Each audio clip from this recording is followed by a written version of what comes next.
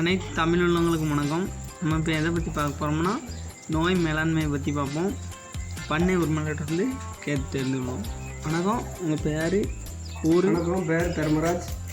ஊர் வந்து சுரண்ட பக்கம், மருதுபுரம் கிராமம். சரி. ஆடுகளுக்கு என்னென்ன மாதிரி தடுப்பூசிலாம் போடுவீங்க? இப்போது வெயில் நேரம் வந்து அம்மா தடுப்பூசி போடுவோம்.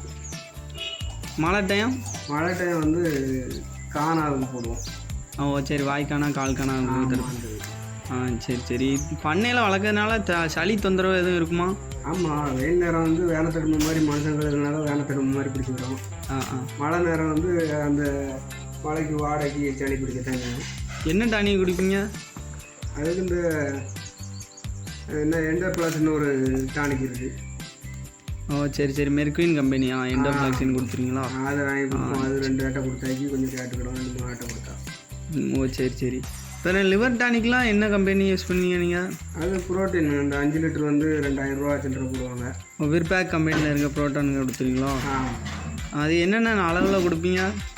அது ஒரு 25 கிலோ இருந்ததுன்னா ஒரு 7 மில்லி 8 மில்லி கணக்கு பண்ணி கொடுப்போம். சரி. பெரிய ஊட்டினா போட்டு 2 மில்லி சேர்த்து கொடுப்போம். சரி.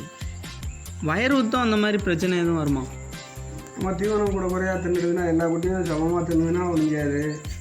ஒன்று 2 கொஞ்சம் குறையா திங்கும், 1-2 கூட தின்னுறதுன்னா வயிறு ஊற்றம் இருக்கும். அதுக்கு நாங்கள் கை மருந்து கொடுத்துக்குவோம். கொஞ்சம் மிளகு, வெத்தலை, இஞ்சி, சோடாப்பூ, இந்த 4ஐயும் சேர்த்து அரைச்சி மிக்ஸ் பண்ணி ஒரு உருண்டை கொடுத்தாச்சுன்னா நல்ல சீரனாயிரும். அடுத்து மறுநாளே நல்லா தீவனம். சரி. காய்ச்சல் அந்த மாதிரிலாம் வந்ததுன்னா எப்படி நீங்களே ஊசி போட்டுருவீங்களா? காய்ச்சல் வந்துன்னா டானிக் வாங்கி வச்சுருக்கோம். இல்லை அப்படி கொஞ்சம் ரொம்ப அப்படின்னா டாக்டரை போட்டு ஊசி போட்டுக்கிறோம். மேலும் இது போன்ற தகவல்களை பெற லைக், ஷேர், சப்ஸ்கிரைப் பண்ணுங்கள்.